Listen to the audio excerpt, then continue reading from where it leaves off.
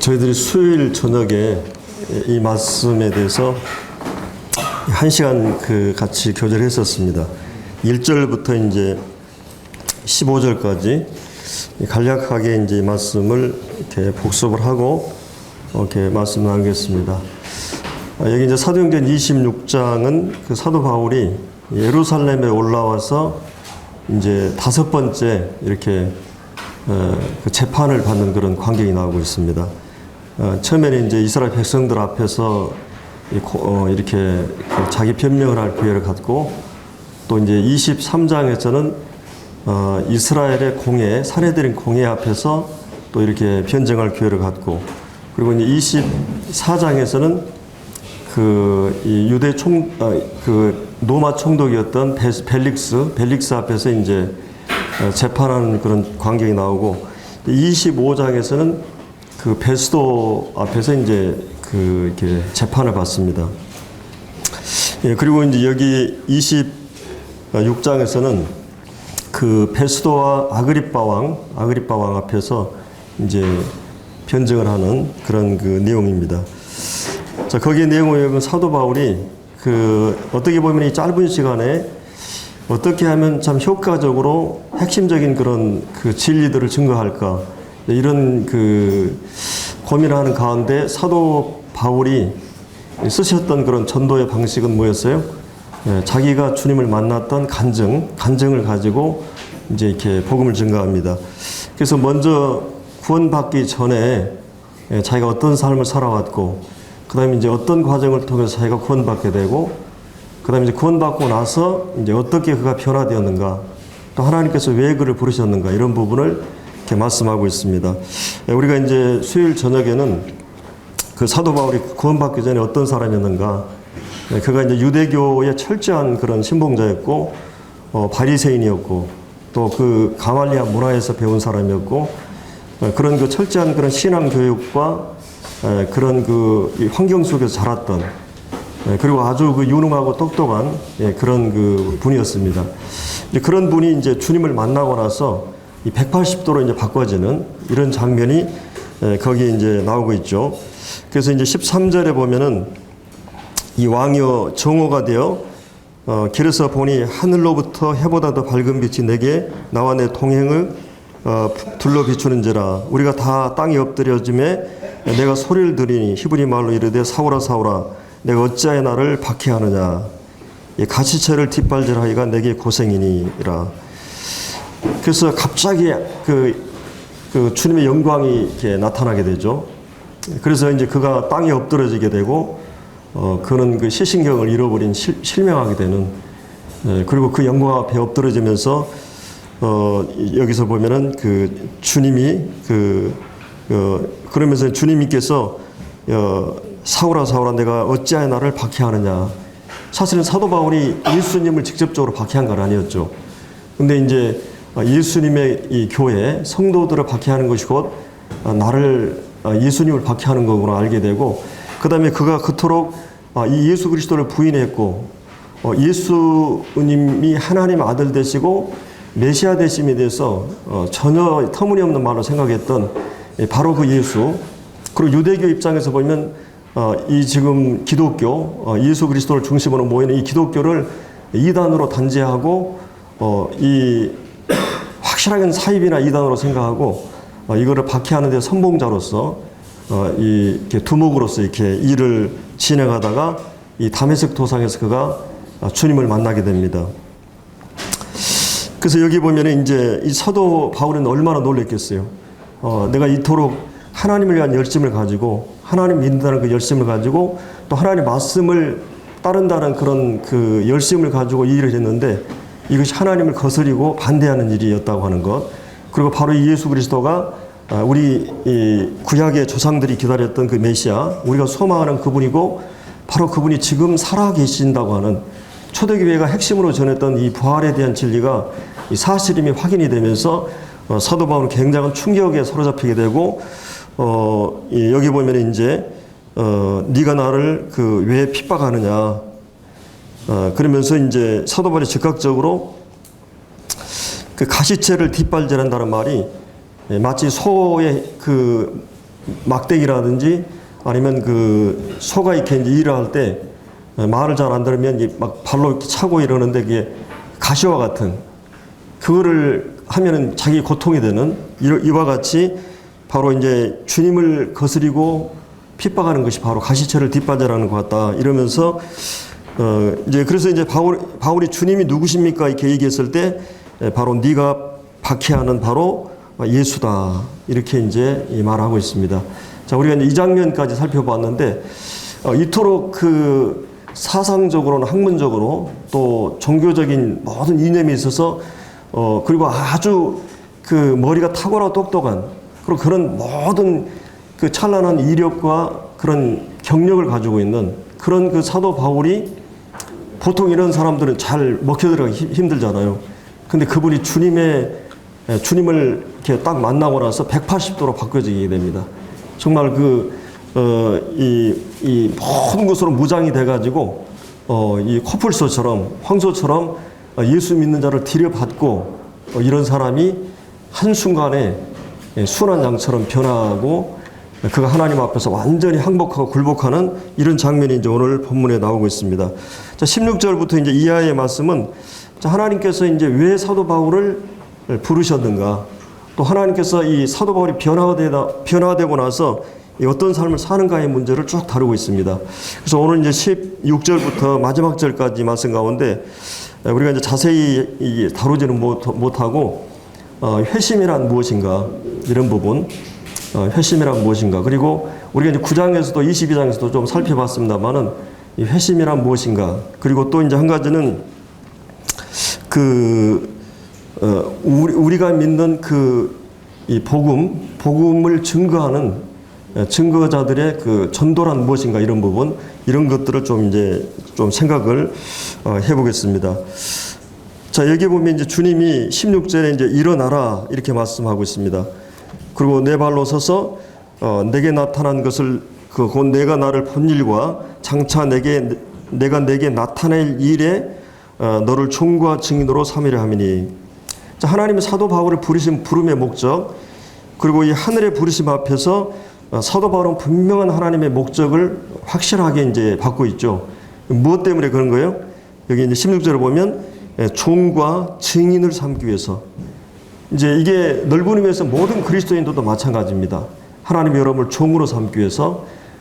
다른 말로 하면 우리 인간은 하나님 앞에서 스스로 자주 독립을 선언하고, 우리는 다 양 같아서 그릇 행하에 각기적이 걸러갔고, 우리가 하나님 앞에 두 가지 악을 행했는데 하나님을 버린 것과 이렇게 나를 위해서 이 구덩이를 팠는데 그것은 이 물을 저축지 못한 터진 웅덩이.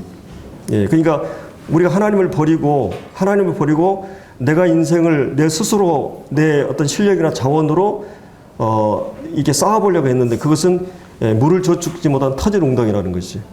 그것은 뭐 내가 지식으로 내 공허를 채우려고 그러고 명예와 쾌락과 세상의 모든 것으로 하려고 하는데 이것은 터진 웅덩이와 같다는 것이죠. 이게 사마리아 여인이 이 물을 먹는 자는 뭐라 그랬어요? 다시 목마르려니요. 아무리 세상 것을 다 채워봐도 이것은 목마른 공허한 것이라고 하는 거죠. 근데 이제 내가 주는 물을 먹는 자는 영원히 목마르지 않는다. 이제 이것을 말하고 있어요. 그래서 우리가 이 솔로몬의 모든 화려한 그런 모든 지식과 쾌락과 막 사업과 권력과 이런 모든 걸 다 솔로몬의 모든 영광을 다 합한다 그래도 그 결론은 뭐예요? 헛되고 헛되다는 것이죠. 무의미하다는 것이죠. 이 바람을 잡으려는 것 같고 다 무의미하고 헛되다고 하는 걸 얘기했는데, 바로 우리가 알고 있는 이 사도 바울은 그가 얼마나 세상적으로 가난하고 감옥을 전전하고 이 고난을 받고 그러지만 그리스도가 그 마음에 보배로 자리 잡고 있어서 내게 있어서 가장 확실한 만족과 기쁨을 그런 어떤 환경 속에서도 누리고 있는 것을 이제 오늘 본문에서 보게 됩니다. 그래서 이제 여기 그 사도 그 바울이 이제 여기 보면 이제 결국은 이제 인간은 탕자의 비유를 여러분 잘 아시죠? 이 누가복음 15장에 보면 이 탕자가 이제 아버지에게 나의 재산을 달라고 이렇게 이제 요구를 해가지고, 사실은 탕자가 원래 이제 그 이스라엘 민족은 그 장자들이 그 유산의 한 반을 2분의 1을 갖게 되고 나머지 형제들이 이제 나눠 갖게 돼 있어요. 그래서 이제 둘째이기 때문에 그래도 이제 아버님이 부유했기 때문에 그 상속받을 재산을 먼저 이렇게 가지게 되는데 유대인 사회에서는 아주 이게 폐륜적인 아이예요. 유대인 사회는 부모가 반드시 사망을 해야만이 재산을 상속받게 돼 있어요. 그래서 이 비유 자체가 비유 접근 자체가 유대인들에게 굉장히 파격적인 그런 비유거든요. 그래서 이런 그 탕자는 그러면 탕자가 이제 재산을 다 물려받아 가지고 이 탕자가 받은 그 모든 재산은 뭐예요? 자기 스스로 쌓은 것이 아니에요. 다 부모님의 수고와 이 부모님에 의해서 주어진 겁니다. 어떻게 보면 우리 인간은 하나님 앞에서 탕자와 같았어요. 우리가 받은 것 가운데 하나님이 주재하는 게 뭐가 있어요? 예, 하나님이 내 외모나 또 내 내면의 정신세계나 영혼의 세계나 양심이나 인격, 내 모든 내게 주어지는 모든 것이 다 하나님이 우리에게 주신 거예요. 그리고 내가 지금 사용하고 있는 옷이나 수없이 많은 옷이나 신발, 그리고 뭐 여름에 사용하고 있는 모든 음식이나 이것도 내가 만든 게 별로 없어요. 예, 거의 대부분이 우리는 하나님께서 주신 자원과 그 응용해서 만든 그런 모든 그 혜택을 가지고 하나님께 전적으로 하나님이 주신 것들을 가지고 인생을 살게 돼 있어요. 이 탕자도 마찬가지죠. 물론 탕자가 이제 가서 막 허랑방탕하고 막 도덕적으로 타락하고 이런 생각을 하는데 아마 탕자는 처음에는 나도 이제 해볼 수 있다고 생각했을 거예요. 나도 뭔가 이렇게 이제 부모님이 받은 유산으로 이렇게 한번 살아보고 성공적인 삶을 출세도 하고 나름대로 그런 꿈을 가지고 떠났을 수 있어요. 그러나 그런 이 세상이 만만치 않은 걸 느끼게 되죠. 내 속에 있는 강력한 이 죄성과 이 화려한 이 세상이라고 하는 유혹거리가 내 자신을 쉽게 무너지게 하고 이제 거기에 빠져가면서 재산이 다 탕진되고 이제 허랑방탕하게 되고 이제는 모든 또 그때 마침 또 흉년이 들고 그래서 이제 이건 이제 이 생존의 문제가 이업이 되니까 돼지간에 가가지고 이게 그 돼지 치는 일을 하는 이것이 인간의 실존적인 모습을 그대로 보여주고 있는 것이죠. 이 인간은 다 하나님 앞에서 타락하면서 내가 내 인생의 주인이 되고 내가 하나님이 주신 모든 은혜를 가지고 내가 내 스스로 뭔가 해보려고 했는데 결국은 이거는 도덕적인 타락보다는 이것은 존재론적인 타락이라 그래요. 하나님을 인정하지 않고 내가 내 인생을 한번 만들어 보겠다, 꾸려보겠다.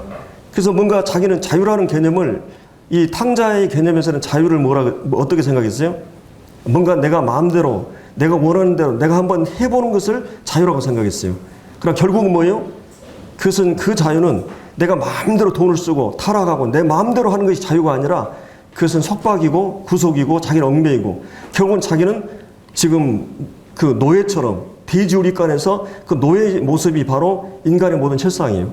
사람들은 자기를 찾아서 자기가 뭔가 해보려고 끊임없이 추적을 했지만 결과는 공허고 방탕이고 아무것도 남지 않는 그리고 죄의 종이라는 실상 앞에 서게 되는 것이. 그게 사실은 누가복음 15장에 보면 그가 이제 스스로 돌이켜라는 말이 나와요. 이제 영어 성경에 보면 그게 자기에게 돌아왔다는 말이에요. 자기의 자리를 발견했다는 말이에요. 아, 내가 누구인가를 그때 발견한 것이에요. 아, 자기가 인생을 살아보니까 내가 내 실력이나 모든 걸 가지고 다 겪어보고 살아보니까 아, 인생은 내 마음대로 되는 게 아니구나. 그리고 이것이 진정한 자유가 아니구나.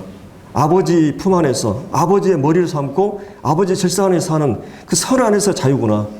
이 물고기가 물을 떠난 것이 자유가 아니고 이 기차가 노를 떠난 게 자유가 아니고 또 이렇게 자가의 길을 떠나는 게 자유가 아니듯이 뭔가 이 테두리 안에서의 자유. 그 자유를 그리고 오히려 이 자유라고 하는 것은 내가 어느 정도의 실력을 갖춰갈 때 그만큼 자유를 누리게 되는 것이죠.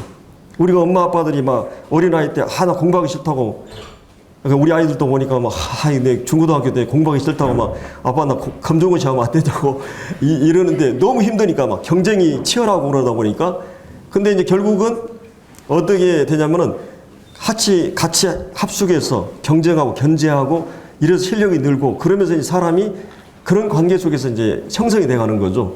근데 대학을 나오고 실력이 되고 그러니까 이제 직업을 스스로 가져서 능력을 갖게 되고 또 이제 영어도 이제 하면서 외국인도 상대하게 되고 외국도 갈 수 있고 이제 그가 어느 정도의 부모의 설하에서 실력이 되는 만큼 자유는 그 선 안에서 자유를 누리게 돼 있어요. 내가 내 마음대로 그냥 튕겨나가서 한다면 그것이 그에게 고통이 되죠. 아무것도 준비되지 않는. 그래서 하나님께서는 이제 하나님의 그 이 품 안에서 아버지가 생각하는 이 자유의 개념은 바로 그 이 품 안에서 그 물고기가 물 안에서 자유하듯이 우리가 그리스도 안에서 자유한 거예요. 그러니까 내 마음대로 방종하고 막 내 마음대로 사는 것이 자유인 것 같은데 내가 막 이번에도 저도 한번 성질을 잘 안 내는데 성질 한번 내가지고 세 명의 입이 나를 그냥 공격하는데 그것이 무서운 게 아니라 내 양심이 무서운 거예요. 그렇잖아요. 내가 괴로운 거예요. 우리가 뭐 세상 사람들은 막 성질 내고 막 그냥 내가 헛된 짓 하고 막 이래도 별로 그러잖아요. 그리스도인은 인터넷 쓸데없는 거 본다든지 뭐 내가 형제들과 가족에서 막 화를 낸다 그러면 그때는 내가 마음이 괴로워요. 무거워요. 막 답답해요. 막 내가 이 모양 이 꼴인가? 내가 이것밖에 안 되니까 이러면서 그게 자유가 아닌 것이에요. 내가 마음대로 해버리면 뭔가 내 마음대로 잡힐 것 같고 그러는데 아이들이 그러더라고요. 아빠가 그럴 때 내가 어떤 생각하는 줄 알아요? 내가 아빠한테 어떻게 복수할까? 그 생각을 했다는 거예요. 아, 말씀 들을 때 내가 엉뚱한 짓을 할까? 막 그러니까 힘이 안 되니까 그러지만 그 생각을 했다는 거예요. 그러니까 사람은 그렇게 하면 제압이 되고 그렇게 하면 뭐 될 것 같은데 오히려 그것이 전혀 도움이 안 된다는 것이죠. 내가 인격으로 사랑으로 하지 않으면 그래서 이 자유라고 하는 것이 아버지가 생각하는 자유의 개념하고 아들이 생각하는 자유 개념이 다른 거죠. 하나님 생각하는 자유하고 사람들이 생각하는 내가 타락을 하고 내 마음대로 내 뜻대로 살면 그게 자유라고 생각했는데 그것이 나를 올가매고 나를 고통스럽게 하고 나를 내 영혼의 자유를 잃어버리게 하는 사람들은 끊임없이 이 자유를 찾아가요. 사람들 이번에도 보니까 사람들은 편리를 위해서 살아간다는 거예요. 세상적인 편리. 좀 더 집도 크게 짓고 또 뭐 이제 차도 좋은 것 하고 옷도 좋은 것 뭐 이렇게 핸드폰도 뭐 사람들이 과학 문명의 기술 발달로 인해서 편리를 추구해 가요. 근데 연일 우리의 마음은 평안하지 않아요. 아무리 문명의 발달로 인해서 많은 것을 가져도 내 마음 편하지 않아요. 빠르게 하는 시원치 않아요. 정말 내 영혼의 평안은 하나님과 관계의 문제고 하나님과 관계에서 늘 그분과 동행하고 교제하고 그분의 음성을 듣고 내가 죄와 세상과 멀어져 있고 그만큼 내 마음의 영혼이 맑고 깨끗하면 하나님 안에서 진정한 평안과 기쁨을 누릴 수가 있어요. 그래서 이 평안을 우리가 찾아서 가야 되고 또 한 가지는 재미하고 기쁨이 다르다는 것이야. 사람들은 이 재미를 찾아요. 막 게임을 하고 남자들은 스포츠 막 미치고 막 여자들은 드라마에 미치고 막 이렇게 막 그 재미있는 것 게임이나 도박이나 막 우리가 즐거워할 수 있는 재미를 끊임없이 찾아다녀요. 근데 그것은 누리면 누를수록 늘 공허하고 목마르게 돼 있어요. 소금물을 먹으면 계속 목이 마르듯이. 그러나 주님이 주신 사도 바울이 얘기했던 기쁨, 영적인 기쁨, 주님과 함께한 동행하는 삶에서 오는 기쁨은 이것은 영적인 기쁨인 것입니다. 내 영혼을 행복하게 하고 이 사도 바울은 이제 복음을 통해서 자기가 순간적으로 이제 변화가 됩니다. 그래서 사도 바울은 이 종으로 이제 우리 인간은 사실은 하나님 앞에서 내가 하나님 머리로 삼는 태도를 가져야 가장 자유로워요. 내가 내 인생의 주인이 되고 내가 내 인생의 왕이 될 때 이 70억의 인구는 왕이 되니까 어떤 일이 일어나는 줄 아세요? 70억의 왕들이 전쟁터예요. 이 지구상은. 몇 명 모이면 사람은 싸웁니다. 끊임없이 서로 막 물고 뜯고 싸우고 치열한 경쟁터예요. 전쟁터예요.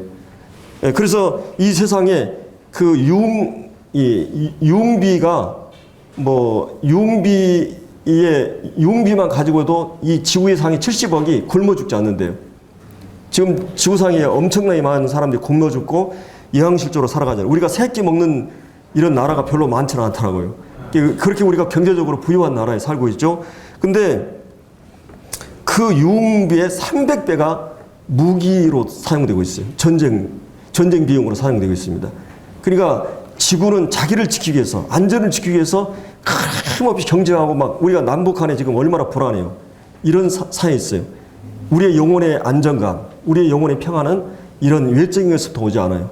하나님 내게 있어서 천지를 지으신 하나님이 나와 함께 하시니 누가 우리를 도움을 줄고 시편 121편에 바로 하나님은 졸지도 않고 주무시지도 않고 하나님만이 우리의 도움이 되신다고 하는 그래서 우리가 하나님 안에서의 안정을 누릴 수 있는데 자 이런 우리가 이 하나님 앞에서 우리가 하나님 머리시고 하나님은 내 왕이시고 내 아버지시고 내가 그의 자녀고 나는 그분 앞에서 있을 때만이 인간은 진짜가 이제 내가 그분이 종으로 부름받아. 이 종이란 말이 원래 사원이란 말인데 여러분 배너에 보면은 그 그 지하에서 그 노를 젓는, 예, 노 젓는 사람을 사용할 때 이 쓰는 단어예요. 이 종.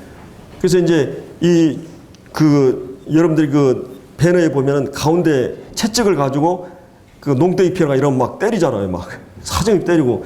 그래서 막 그 컴컴한 그곳에서 북소리만 듣고 그 북소리에 의해서 막 움직이는 거예요. 북에 의해서 신호를 받고. 예, 그래서 하나님께서 자기를 예수님께서 이 땅에 오실 때 종으로 오셨어요. 그는 철저하게 하나님 뜻 앞에 자기를 복종시켜요. 죽기까지 복종하셨어요. 충성된 종이 되신 거죠. 그래서 우리가 하나님 앞에서 종이 됐다고 하는 것은 노예들처럼 강압적으로나 억압적으로나 힘의 권력에 의해서 하는 그런 종이 아니라 이것은 내가 종 삼는 그분, 머리 되신 그분이, 그 목자가, 그분이 나를 위해서 얼마나만큼 이 사랑을 베푸신지, 아들을 아끼지 않고 사랑하신 그 사랑을 베푸신 그분에 대한 진정한 영으로부터 사랑과 존경심과 신뢰와 경외심을 가지고 내 목숨을 던져서라도 그분을 위해 살겠다고 하는 그런 의미에서의 종이에요.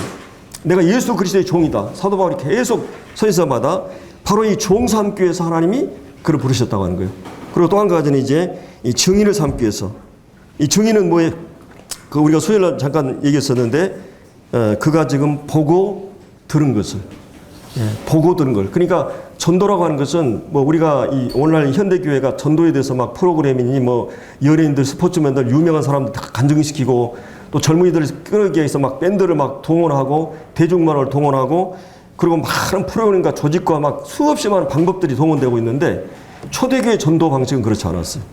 초대교회 전도는 그들이 거룩한 영이 그들 안에 들어가자 그들이 보고 들은 것을 증언한 것이 성령 충만하고 하나님과 동행하고 실제적인 거룩이 있었어요. 그러니까 우리가 그때 우리 황석수 형제님이 오셔서 그런 간증하셨죠.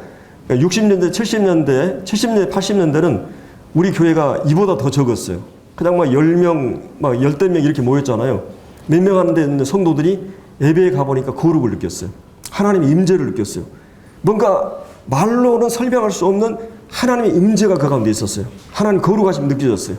성도들의 사랑이 뜨거웠어요. 뭐 주일, 수요일 상관없이 막 요즘은 썬데이 그리스찬에 하면 옛날에는 좀 이게 그 불성실한 성도들을 얘기하는 그런 말이었잖아요. 주일밖에 못 지켜 이랬는데 이제는 주일만 지켜도 훌륭한 성도들이 요즘은 주일만 지켜도 훌륭한 성도들이라 그러죠. 옛날에는 막 보통 5-6번 모였거든요. 막 주일날, 주일, 수요일, 저녁 매일. 근데도 그때는 막 그렇게 열심히 있었고 열의가 있었고 거기 성도들의 사랑이 있었어요. 구도자들이 오면 구원이 뭔지 모르는데 구원 안 받으면 여기 버티지 못하겠다고 생각한 거예요. 자기들이 무슨 철학을 얻는 것처럼 구원의 가치를 중요성을 인식하기 때문에 어떤 사람이 구도자가 따고 오면 구원 안 받았어? 그러면 어마어마한 사건으로 생각이 된 거예요. 그래 얼마 버티지 못하고 나도 구원 받아야 되겠다. 그래서 막 해가지고 구원 받고 그랬거든요. 이런 분위기였어요.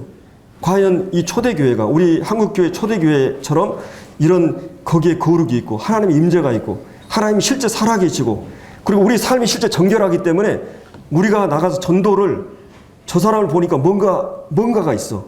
저 사람 안에. 저 사람이 돈이 많고 막 환경이 좋고 막 어려움이 돼도 그 영혼의 평안과 어떻게 설명할 수 없는 그 사람 안에 이 만족과 기쁨이 그에게 있는 것이.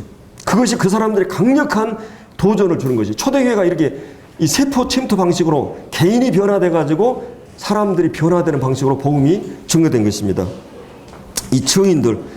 그러니까 내가 하나님을 만나지 않으면 내가 하나님을 보지 않으면 듣지 않으면 전화하지 못해요. 왜 현대교회 크리스찬들이 전도를 못하느냐? 내가 보지 않았기 때문에. 여러분이 예수님을 사도 바울처럼 보았다고 생각해봐. 우리는 성령을 통해서 말씀을 통해서 우리가 주님의 음성을 듣게 되고 이 말씀 가운데 우리가 주님을 보게 되는 것이죠.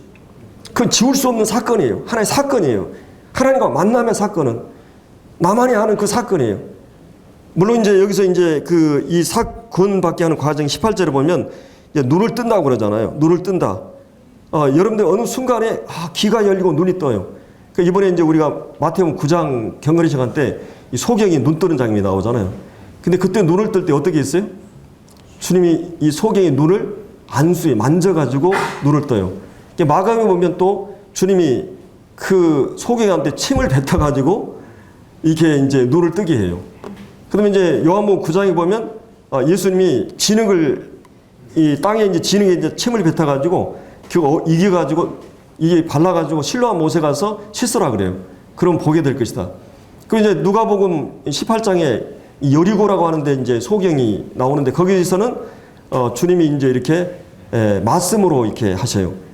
근데 아마 이 내 그 소경이 만나가지고 한 자리에 만나가지고 우리 어떻게 눈 떴어? 이제 서로 이제 간증을 한다고 여봐요.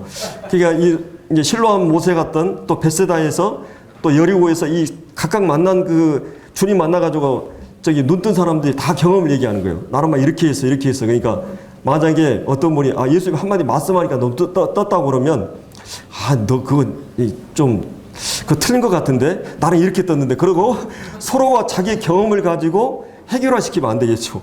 구원은 천태만사이고 10인 10색이에요. 구원받은 그 경험이나 방식은 다 달라요. 그러나 한 가지 핵심은 분명하죠. 내가 예수가 누구인가를 알게 돼요.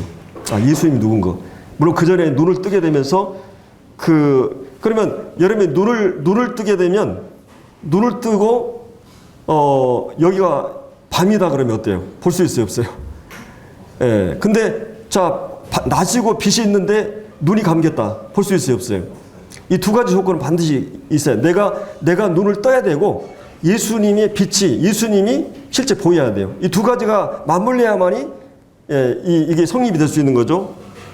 그래서 거기 보면 사도 바울이 눈을 뜨게 하여 눈을 뜨게 하고 이 어둠의 빛으로 바로 이 예수 그리스도 그분이 누구인가? 나는 세상의 빛이다. 주님이 세상에 오셨는데 세상이 어둠이니까 어둠의 빛을 깨닫지 못했다 그랬어요. 주님의 빛이신데 그래서 이 주님이 생명의 빛이고 바로 이 어둠을 밝히는 빛이 되는 것이죠. 그래서 그 빛 앞에 내가 눈을 뜨게 되니까 이 하나님 앞에서 나의 실상을 알게 되죠. 내가 하나님 앞에 죄인이구나. 내가 정말 지옥 갈 수밖에 없는 죄인이구나. 이걸 알게 되고 그래서 이 예수 그리스도 안에 있는 이 복음을 깨닫게 되면서 우리가 이제 거기에 나오는 사탄의 권세에서 하나님께 돌아오게 되고 이게 회개라고 그러죠. 우리가 아까 탕자가 자기가 누구인가를 알고 내가 여기 있는 것이 안 되겠구나. 내가 아버지께 하늘에게 죄를 지었사오니 내가 아버지께 돌아가야 되겠다. 아버지라고 하는 그 영역 안에 그리고 내가 지금 있는 그 영역이 잘못되었구나. 내가 지금 가고 있는 게 잘못되었구나. 여러분이 고속도로 차 가는데 잘못 들어섰다 그러면 어때요? 계속 갑니까? 뉴트럴하죠. 돌이키는 것이. 회심이라고 하는 것은 마음이 심이라는 말은 마음심, 회심이라는 것은 돌이킬 회자죠. 마음이 돌이키는 것이죠. 내가 가는 길이 잘못되었구나. 그래서 이 구원받게 되면 가치관과 인생관, 세계관 모든 것이 순간적으로 눈을 뜨면서 바꿔져 버리는 것이죠. 회심이라는 것은. 내가 이제 사단의 권세 아래에 있었어요. 마귀의 설하 아래에 있었던 거죠. 그런데 이제 내가 하나님께 돌아오고 하나님께 우상에서 하나님께 돌아오는 이런 회심이 일어나게 됩니다. 그래서 우리가 순간적으로 이제 이 죄가 사함을 받았다. 탕자가 그러면 아버지께 갈 때 나는 하나님과 아버지께 죄를 얻어싸우니 아버지 아들의 일컬음을 받지 못하고 뭐라 그랬어요? 품꾼이 하나로 써달라고. 나는 이제 아버지 앞에서는 아들이 아닙니다. 이렇게 생각했잖아요. 근데 아버지가 어떻게 했어요? 이 아들이 돌아오니까 어떻게 했어요? 그냥 막 가락지를 끼워주고 옷을 사주고 막 잔치를 배설하고 송아지 잡고 막 이게 모든 신분을 아들다운 신분에 상징하는 것을 다 입힙니다. 아버지는 모든 것을 용서하고 아들이 집을 떠날 때부터 아들을 기다리고 있었어요. 여러분 제가 그 예화를 한번 한 적이 있는데 그 시골에서 이제 막내 아들이 그냥 아버지하고 이렇게 이제 부모 모시고 사는데 농사 지은 사람도 겨울에는 좀 한가하잖아요. 그러니까 겨울에 이제 친구들하고 막 어울려가지고 도박을 하다가 돈을 많이 잃게 됐어요. 그래서 아버지가 아끼는 이 황소를 그냥 팔아가지고 그냥 빚을 갖고 도망가 버린 거예요. 이제 아버지 얼굴 다시 못 보고. 근데 이제 1년이 되고 2년이 되고 부모님은 어때요? 이제 처음에는 막 이 자식 하다가 이제 황소는 생각한다고 아들이 기다려지는 것이죠. 아들이 어떻게 됐을까? 1년, 2년, 3년이 되니까 이제 돌아오기를 간절히 고대하고 근데 이제 아들이 편지를 했어요. 아버님 제가 죽을 죄를 졌는데 아버님이 저를 용서하신다면 제가 이 기차를 타고 마을 앞을 지나가게 되는데 저 감나무에다가 하얀 천을 달아놓으라 그랬어요. 근데 진짜 기차를 타고 딱 가는데 어떻게 했어요? 아버지가 그냥 그 감나무에다가 하얀 천을 뺑뺑뺑 그냥 돌려놨어요. 다 그냥. 예, 아버지는 이미 다 용서가 되고 용서하고 하나님께서 우리가 하나님 앞에 죄인인 걸 깨닫게 되면 하나님 모든 걸 용서하셔요. 다 용서해 놓고. 그래서 용서라고 하는 것은 회개를 한 사람이 용서받아. 우리 정정이 말씀 들었죠? 회개하면 용서한다는 것은 내가 이 세상 죄를 다 예수님이 다 용서하셨어요. 다 갚았어요. 근데 누가 용서받고 용서의 감격을 누리느냐? 하나님 앞에서 내가 회개하고 돌아온 사람들. 아, 내가 이렇게 큰 하나님의 죄인이구나. 내가 잘못됐구나 하는 것을 스스로 돌이켜서 자기를 발견한 사람이 자기 앞에서 이 회개하게 되는 것이요. 하나님 앞에 나아갈 수 있는, 이미 하나님은 모든 걸 용서해 놓고 그 회개한 자들이 돌아오자마자 아들로 삼게 되고 이렇게 되는 걸 우리가 볼 수가 있습니다. 그래서 여기 이제 18절에 나오는 하나님께 돌아와서 죄사함과 어마어마한 사건이에요. 마태복음 18장에서도 우리가 얼마만한 죄를 갚았다 그랬어요? 예, 1만 달란트. 제가 외부 강사들 다 이용하는데 박복주 형제님이 1만 달란트가 몇 조라 그랬어요? 예, 17조. 한 영혼의 가치가 얼마라고요? 17조. 예, 사실은 성경적으로 보면 17조보다 더해요. 천하보다 귀하다니까 세상의 은행, 세상의 금덩어리, 세상의 부동산 다 팔아도 한 영혼의 가치보다 안 해요. 여러분의 가치가, 여러분의 한 영혼에 전도하는 것이, 그래서 그 박병희님 그랬잖아요. 내가 평생 돈을 벌어도 1조를 못 버는데 내가 가서 선교해 가지고 한 영혼 돌아오면 어떤다 그랬어요? 17조 드리는 거라. 여주교회가 팀워크 사역으로 전도하면, 복음 전도한다 그러면 마음을 같이 해야 돼요. 내가 직접적으로는 간접적으로 기도하고, 그럼 한 영혼이 돌아오는 것은 전도하는 사람 때문이 아니라 우리의 기도의 결과로 성령의 역사하심의 결과예요. 하나님이 역사하셔서 영혼이 돌아오는 거예요. 여주교회가 생긴 예로 한 60명 정도 아마 제가 알기로 구원받았어요. 1년에 2명 평균. 1년에 2명만 구원받아 엄청난 구원이에요. 우리 여주교회 수학이 엄청난 거죠. 하나님 앞에 엄청난 거를 드리는 겁니다. 그래서 전도를 위해서 기도해야 되고 준비해야 되고, 그래서 계속해서 이 교회가 생산이 중단되지 않도록 이것이 교회가 살아있는 증거가 되는 거거든요. 그래서 이제 이렇게 죄사함과 죄사함, 내가 용서받았다. 이 우리가 로마 4장에 보면 누구죠? 다윗이 뭐라 그랬어요? 이 세상 가장 복된 사람 뭐라 그랬어요?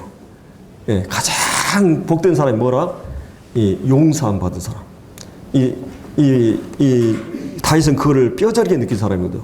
그가 죄를 범하고 우리아의 아내 가늠하고 또 이걸 은폐하기 위해서 살인하고 또 이걸 거짓과 속임으로 뒤덮는 게 완전 범죄 한다고 생각했는데 하나님 나단 선지자 딱 보내가지고 네가 그놈이다 하니까 이 사람이 놀래가지고 1년 정도 지나고 나서 회개한 거예요. 그냥 범죄하고 이제 한참 자기는 이제 다 하나님도 이렇게 했거든요. 그때 그가 생각한 것은 내가 도덕적으로 범죄했기 때문에 죄인이라는 게 아니고 나는 죄악 중에 출생했고 잉태하고 죄인으로 태어났구나. 나는 존재론적으로 하나님 앞에 죄인이구나 깨달아요. 그리고 그는 통곡하면서 내가 이 죄를 토설하고 자백하지 않기는 내가 막 가뭄에 막 마른 것처럼 내 영혼이 괴로웠다고 그러죠. 그 하나님 앞에 죄를 자백하고 할 때 그 영혼이 다시 자유함을 얻게 되잖아요. 그래서 그때 이 한 말이 그 말이에요. 내가 이 죄의 사함을 받고 허물의 사함을 받는 자가 최고로 복된 자다. 죄의 무게를 느끼는 것이 얼마나 고통스러웠으면 그가 이 죄의 사함 받는 것이 가장 큰 복이다. 그래서 이 그리스도인들이 가장 복된 사람인 건 뭐예요?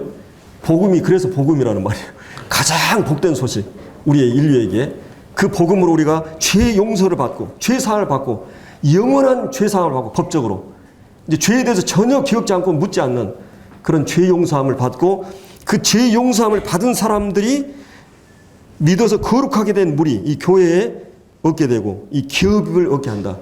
우리가 주님의 기업을 천국을 얻게 되지만 우리가 하나님의 기업이 되는 것이. 그래서 이 성경에 보면 시굴라라는 말이 있어요. 시굴라라. 이 구약성경에 보면 굉장히 많이 나오는 단어인데 이거는 그 왕들이 그 가장 귀하게 생각하는 보석이나 그 귀한 이 보석들을 이 상자가 있어요. 가장 기중품. 그걸 시굴라라 그랬거든요. 하나님께서 가장 귀한 시굴라가 뭐냐? 구약에서는 이스라엘이었고 신약에서는 교회입니다. 우리를 가장 소유된 백성, 내 소유된 백성이란 말이 시골라라는 말이에요. 하나님이 가장 가치 있고 귀하게 보는 대상, 그게 바로 이 교회예요. 여러분들입니다. 그래서 이 거룩한 무리 가운데 기업을 얻게 하셨어요. 그래서 아그리파 왕이여, 그러면 하늘에서 보이신 것을 내가 거스르지 않냐고. 하나님께서 부르신 그 하늘의 부르심 앞에 내가 거스르지 않고. 그래서 역천자는 뭐하고 순천자는 뭐 흥한다는 말이 있잖아요.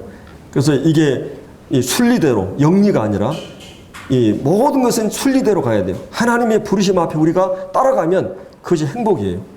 그래서 여기에 이제 하늘의 부르심 앞에 내가 어떻게 그걸 거스릴 수 있겠느냐. 하나님이 나를 직접 부르셨는데, 그러니까 여러분들을 다 하나님 부르셨어요. 수고와 무거운 짐자라 다 내게로 오라. 내가 너희를 쉬게 하리라. 그리고 그 부르심 앞에 우리가 응한 너희 부르심을 보라. 이렇게 쭉 그 고린도서에 나오죠. 훌륭하고 유명하고 막 이렇게 이런 사람들이 많지 않다. 적다는 말이죠. 그래서 우리를 하나님 부르셨다. 그리고 또 한 가지 뭐예요? 이제 여러분들이 거룩한 사역을 위해서 또 여러분을 부르실 수가 있어요. 이 부르심을 받은, 하늘의 부르심을 받은 이 거룩한 형제들아. 그래서 우리가 이제 이 하늘의 부르심을 난 거슬 수가 없어서 내가 이 복음을 전가하고, 여기 20절에 다메섹, 또 예루살렘, 그리고 유대 온 땅, 이방인까지 자기 1차, 2차, 3차 전도여행 회개하고 하나님께 돌아오라고 외치면서 회개 합당한 삶을 살라고 내가 전함으로 유대인들이 성전에 나를 잡아 죽이고자 하였으나 하나님의 도우심을 받아. 그럼 여러분들이 하나님 도우심을 받는다는 말은 어떤 때 많이 사용해요?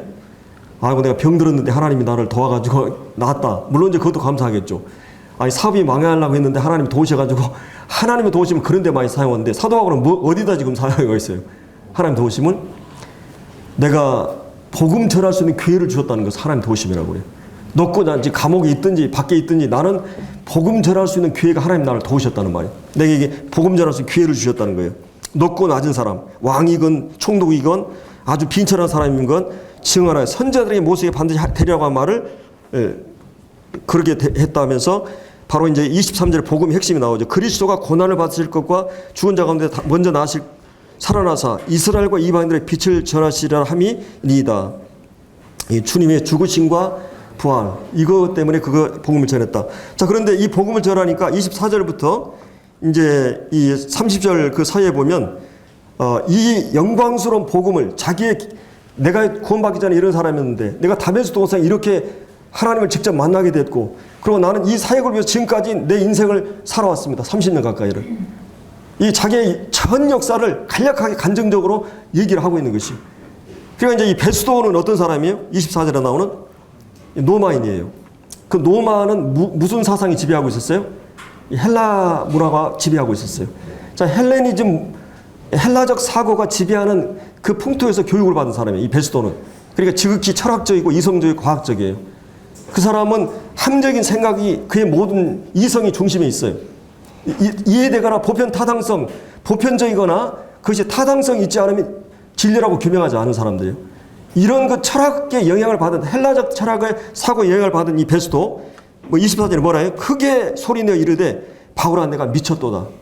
미쳤다. 너 지금 뭔가 이렇게 그 당시에 그리스 신화, 로마 신화, 막 실화 얘기하면은 이게 뭔가 실화 얘기하는 것 같이 들 수 있잖아요.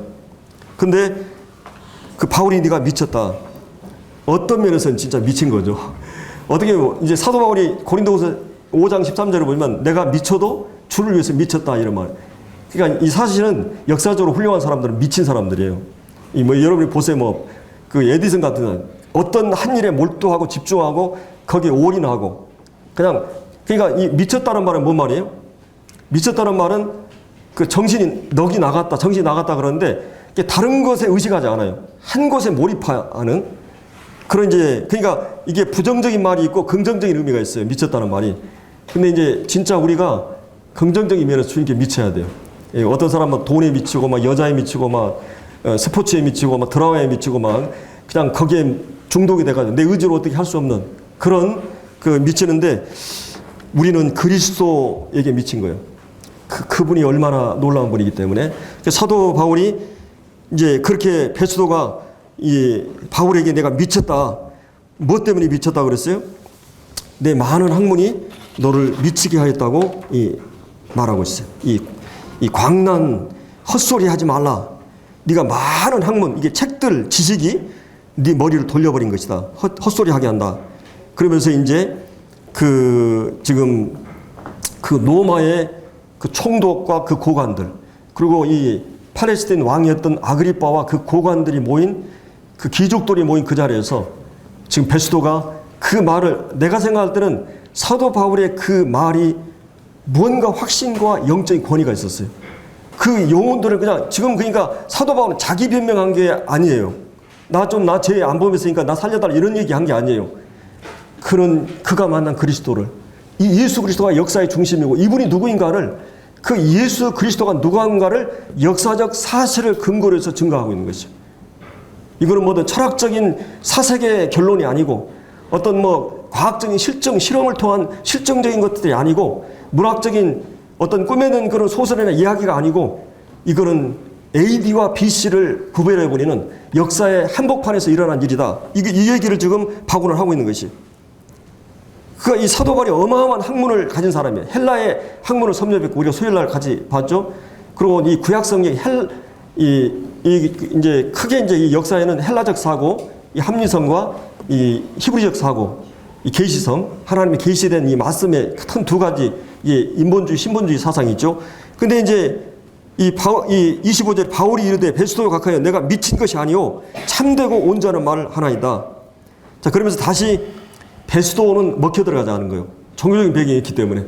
그래서 이제 이 왕은 어떤 사람이었어요? 유대인이었고 유대 구약을 잘하고 이 사람은 대제사장권을 임명할 권한이 있었고 그 다음에 이 사람은 성전 관리하는 그 권리가 있는 사람이에요.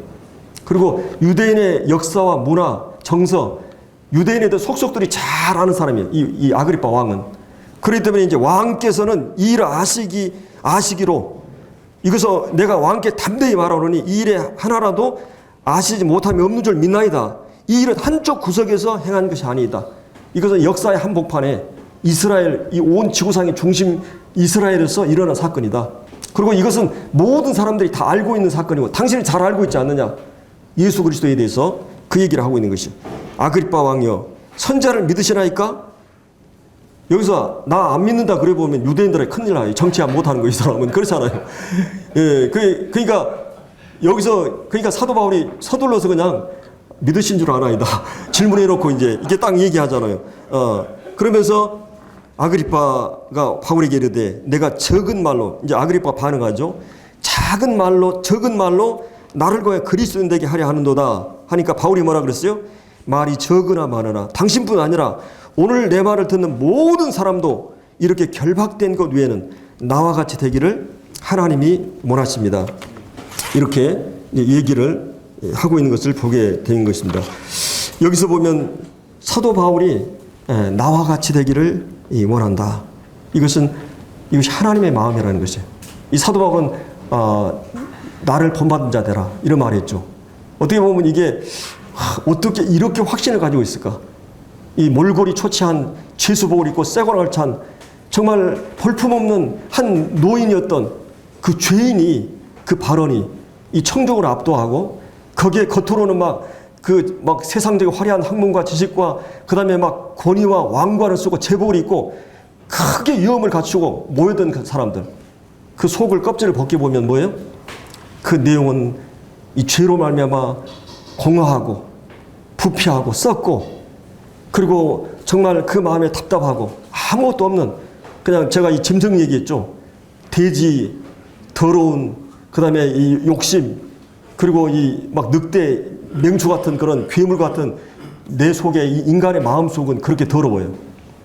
이 사람들은 겉으로는 화려하지만, 겉으로는 그러지만 모든 세상 걸 다 갖추었지만 그 껍질을 벗겨보면 그 사람들은 썩은 부패한 죄인들이에요. 사도 바울 안에는 누가 있어요? 내 속에 보배 그리스도가 있는 것이. 그분 안에서, 그분을 근거로 해서 그분에 대한 믿음과 사랑 가운데 가장 놀라운 확신과 기쁨과 평강을 가지고 이 담대하게 그들에게 증언하고 있는 것이죠. 이것이 이 영적인 이 권위라고 하는 것이죠. 복음을 증거하고 있는 것입니다. 그래서 나와 같이 되기를 원한다. 왜 그러냐면 이게 하늘에 계시기 때문에, 하나님부터 온 살아계신 부활하신 그분의 이 복음이기 때문에, 그리고 이것은 하나님이 모든 사람이 구원받고 진리를 알기로 원하시는 그 사도 바울의 마음은 나와 같게 되기를 원한다는, 모든 사람이 나와 같이 크리스찬 되기를 바란다. 하나님의 뜻이에요. 하나님의 소원이에요.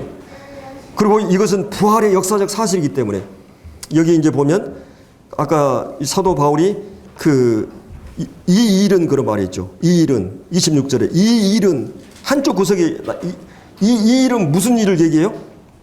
바로 예수 그리스도가 이 땅에 오신 사건이에요. 예수 그리스도가 십자가의 죽음과 부활 사건. 아그리빠여, 잘 알고 계시지 않습니까? 사복음서에 나오는 그분이 성육신을 하시고 그 하나님 되신 분이 인간의 몸을 입고 천의 몸에서 성령으로 잉태하고 죄가 없으신 그분이 33년을 생애 사시고 그분이 유대인들에 의해서 십자가에 못 박힌 사건, 그리고 그분이 다시 부활한 사건, 그분이 40일 동안에 명백하게 많은 증거들을 보셨고 모든 사람들이 나타났고 500의 형제들에게 나타났고 그 부활 사건, 그거 당신 잘 알지 않습니까? 이해하는 것이. 그리고 이 예수 그리스도의 부활은 예언의 성취인지 당신 선자를 믿으신 줄 아나이다.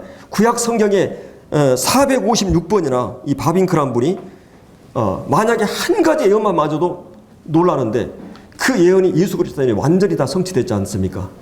당신은 선자를 믿으신 줄 알아야 합니다. 구약의 모든 구약은 오실 예수를 얘기하는데 그분이 오신 예수로서 예언을 다 성취했습니다. 그리고 이 구원의 진리는 이것은 진리이기 때문에 이것은 이 어느 종교도 없는 이 죄사함과 은혜의 복음, 이 부활의 생명의 복음, 이것은 당신이 믿어도 되고 안 믿어도 되고 이런 사건이 아닙니다. 이건 믿지 않으면 안 되는, 당신이 믿지 않으면 당신은 영원히 멸망하고 망하기 때문에 나는 이 진리를 전합니다. 그러면서 이 하늘에 신령한 모든 복을 받은 우리들, 하나님의 선택받고 하나님의 아들들이 되고 하나님의 계시를 받고 하나님의 성적 인친을 받고 하늘의 기업이 되고 이런 하늘에 속한 모든 신령한 복을 받은 나같이 당신도 크리스찬이 되기를 바랍니다. 사도 바울은 나와 같이 되기를 바란다. 여러분들이 그 패밀리 비즈니스란 말이 있어요. 여러분들이 제가 믿기 때문에, 제가 확신하기 때문에 저는 제 자녀들이 목회하거나 선교하는 사이를 만나기 바라요. 물론 내가 가는 길이 고난의 길이고 희생의 길이고 얼마나 불편한 길인지 몰라요. 이거는 내가 이 고생을 했으니까 자식들한테 물려주고 싶지 않은 게 아니라 이 삶보다 가치 있는 게 없기 때문에. 여러분의 무당들, 점쟁이들이 내 자식들도 그러길 바랍니까? 절대 그러지 않습니다. 내가 이게 너무 가치 있는 길이기 때문에, 너무나 중요한 길이기 때문에 나 같은 삶을 또 여러분들이 살기를 바라는 것이. 그것이 바로 우리가 믿는 이 복음인 것입니다. 이 인간의 비정상적인 이 존재, 미래가 불확실하고 영혼의 마음이 평안을 상실해버리고 모든 것을 이 감독과 목자, 이 주님을 잃어버린 사람들, 그들이 주님 안에 돌아오게 하고 영혼의 감독과 목자에게 돌아오게 하고 아버지를 만나게 하고 하늘과 우리를 연결하는 이 영광스러운 그리스도에 되는 것, 지옥에서 우리를 구원하고 이런 놀라운 신분, 이 사망에서 생명으로, 흑암의 권세에서 하나님의 아들의 나라로 옮겨지고 이 영광스러운 영토 안에 살게 되는 여러분 모두가 나와 같이 되길 바랍니다. 그리스도인 되길 바랍니다. 이 얘기예요. 바울이 우리가 전도할 때 확신이 없으면 안 돼요. 내가 거기에 대한 자부심과 자긍심과 자존감과 긍지를 가지고 있지 않으면 복음을 전할 수 없어요. 사도 바울은 감옥 안에서나 밖에서나 어디를 갖다 놔도 그가 기회만 되면 이 복음을 전하는 것이에요. 이것은 전하지 않으면 안 된 사실이기 때문에. 그래서 그런 이 사도 바울이 나와 같이 모든 사람이 나와 같이 되기를 하나님께서 원하나이다. 그래서 이제 왕과 이 총독과 번이게가 이제 물러나면서 31절에 이 사람은 사형 결박을 당할 만한 행위가 없다. 그러니까 사도 바울은 한마디도 뭐예요? 도덕적으로 내가 잘못했다, 사회적인 법적으로 내가 잘못했다 이런 얘기 한 적이 없어요. 근데 하나님과 자기의 관계, 영혼의 문제를, 그 양심의 문제를, 그 문제를 다루니까 이 사람들은 이 사람이 거룩함을 느낀 거죠. 이 사람이 이런 거짓말할 사람이 아닌데, 이 사람이 만약에 가이사에게 호소하지 않았다면 여기서 바로 그냥 석방할 수 있는데 그런 얘기를 하고 있는 것이죠. 그러나 하나님 방법은 다르죠. 하나님은 이 죄수의 몸으로 이송하기 위해서, 노마로 가게 하기 위해서 이런 걸 허락하지 않습니다. 그래서 오늘 저희들이 사도 이 바울이 정말 그 하나님 앞에서 무엇 때문에 부르심을 받았는가, 이게 이제 하나님께서 너희 종과 정의로 삼고 또 이 영혼들을 눈을 뜨게 해서 어둠의 빛으로 사단의 권세에서 하나님께 돌아오게 하고 세상과 나를 믿어 거룩하게 하는 무리 가운데 기업을 얻게 하기 위해서 하나님 나를 이게 부르셨다. 그리고 이 복음은 이 사도 바울을 이 복음의 그 반응들이 그 당대에 정치하는 그 베스도, 헬라 사고의 영향을 받은 그 사람, 그리고 아그리파, 그 사람도 역시 이 사회 왕으로서 통치하는 그런 왕이었잖아요. 그러나 복음은 그런 데에 관심이 없어요. 철학적인, 과학적인, 학문적인 것이 아니고, 이성적인 것이 아니고, 그 다음에 그 오늘날 이 예수님을, 복음을 그렇게 변색하는 경우가 많아요. 하나의 이데올로기나 하나의 이념이나 관념으로 이렇게 얘기하는 경우가 있어요. 또 어떤 경우는 지금 사회적인 민중이나 해방시나 이런 정치적인 그런 빈민이나 가난한 사람 구제하는 복음으로 변색되게 예수님을. 그러나 사도 바울은 한순간이라도 그런 얘기 한 적이 없어요. 그 사람이 영혼이 변화되면 그 사람은 그 사람이 가는 사회 속에서 영향을 미치게 돼 있어요. 그러니까 왕으로서 구원받아 버리면 사실은 역사적으로 노예 해방이나 모든 그 여성 그 권익이 신장되고 모든 것이 뭐예요? 기독교 복음으로부터 영향을 미친 거예요. 그만큼 우리가 선조국들을 보면 다 그런 것입니다. 이 복음이 사람들을 변화시키고 사람이 변화되니까 사회 제도나 이런 것이 변화돼가는 걸 볼 수가 있어요. 그래서 이런 놀라운 전혀 이런 것에 관심이 없었어요. 그러니까 그 사람들 거기에 목을 맨 사람들이에요. 자기의 그 사람들은 그들은 그 복음을 그렇게 반응했지만 이 사도 바울은 이 복음을 그들에게 이 복음이란 무엇인가를 전도하는 전도자들의 이 확신이 무엇인가를 우리가 이 말씀 가운데 볼 수가 있습니다. 기도하고 마치겠습니다.